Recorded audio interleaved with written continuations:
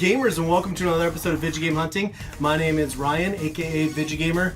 It has been a while since I've gotten a Vidja Game Hunting episode out. A lot has happened.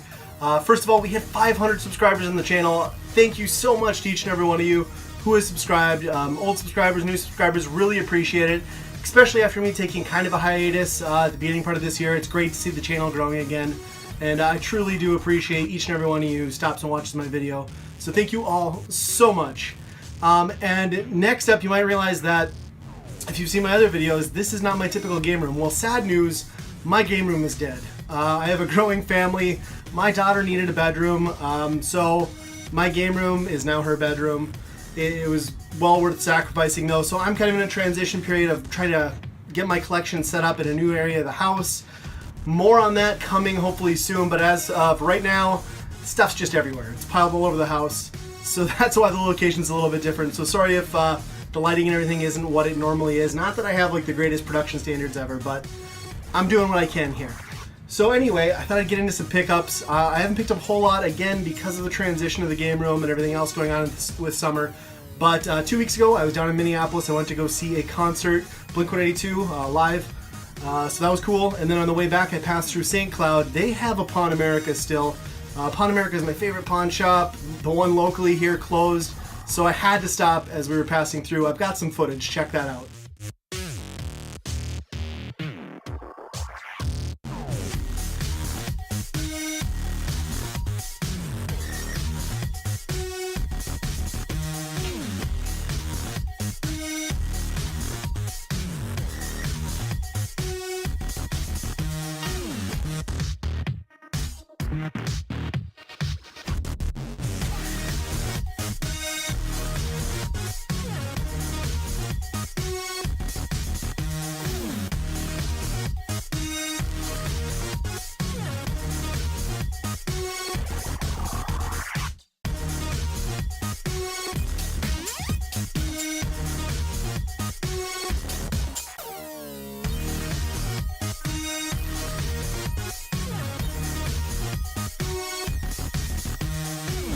Damn!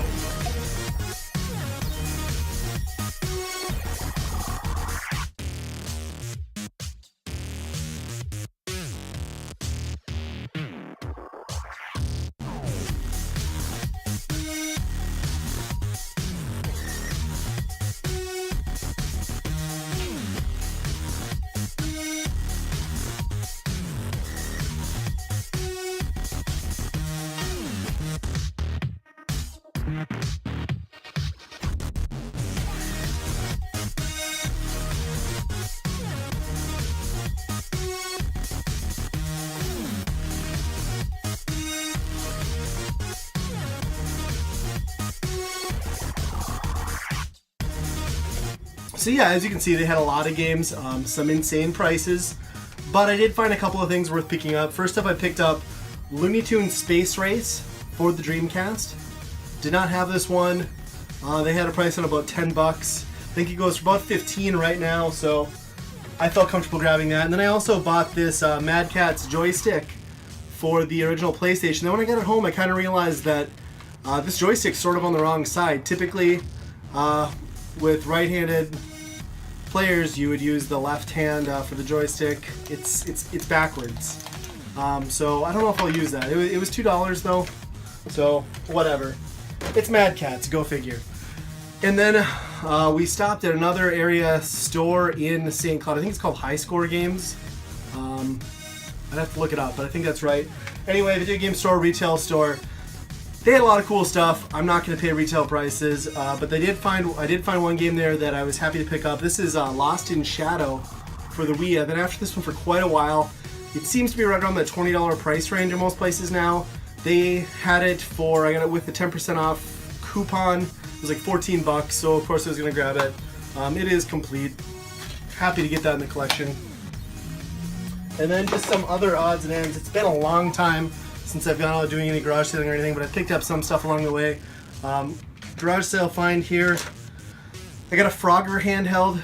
It does work. I think it was $1. Couldn't leave it there. And then at a thrift store, I got this Mattel. I believe these are Mattel, right? electronic basketball handheld. This is like the redone versions. These aren't the original ones. And then I also picked up this Mario toy from McDonald's. These, I think, together, this cost me like 80 cents or something like that. Super cheap. Couldn't leave them. And then recently at a neighboring town, keep in mind I live in the upper Midwest, they had a thing going on called Potato Days, which is basically just like a street fair. They close off their like 3 blocks of it downtown. They have, you know, booths come in, live music, all that sort of stuff. Anyway, some video games were being sold there by Mobile Game World. I've talked about them before. They frequent the flea market I go to, and they had a bunch of NES stuff in stock. So I picked up some games I didn't have. I was pretty happy to get some of these, not titles I come across that often. First up, we got Eliminator Boat Duel, which has some of the lamest cover art I think I've ever seen. Keep in mind I haven't been able to play any of these. Everything's packed up for me right now, but I'm looking forward to getting into these eventually. Got Smash TV. Really love this game. I didn't have it for the NES for some reason. Happy to have it in the collection.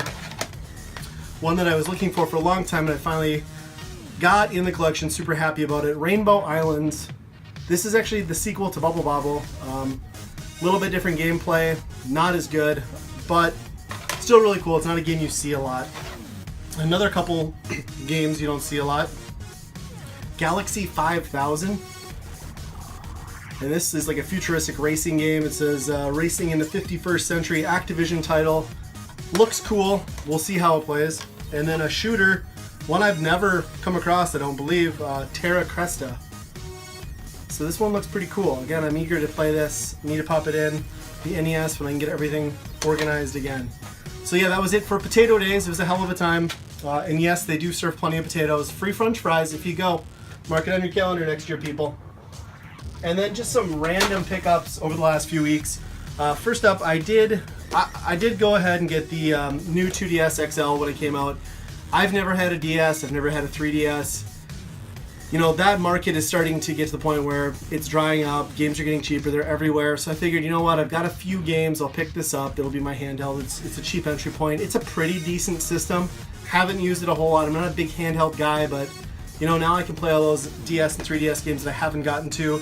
Then along with that, I picked up Monster Hunter Generations. I'm a big Monster Hunter fan. Best Buy had this on clearance for like 16 bucks. And I wanted something to try out the 2DS with, so why not? Why not play 3DS games on your new 2DS? Horrible naming convention, Nintendo. And then along with some other cheap things, Best Buy in my area has been clearing out their Wii U games slowly, so I just kind of check that as I go through to see what's marked down that week. And I picked up Runbow Deluxe Edition for the Wii U. 16 bucks. I have a feeling this is going to be one of those games that goes up in price later on because it was a super late release. It was already digitally released on the console. And I think it was like 30 bucks when it first came out. Not a lot of people are going to grab this. I don't see it too many places anymore. So that's why I grabbed that one. It is a fun game too. I do have the digital version though, so I won't need to open that one. Then for 25 bucks, I picked up Mario Tennis Ultra Smash. And I have not played this one yet. I've heard it's pretty simple and not too much depth to it, so I don't know. It might be a fun multiplayer game. I don't think I'll probably take a ton of time into it on my own. And then a really cool find, I think I put this out on Twitter a while ago that my wife found this. It's this awesome World of Nintendo 8-bit character set. She got this at Target. It's got Mario, Link, Toad, Luigi, and Donkey King.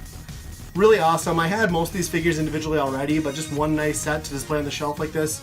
Really, really cool. Couldn't leave that. She couldn't leave it. She texted me, like, questioning, should I pick this up or not? I don't know why she would even question it. She should have known the answer is, of course, buy 3.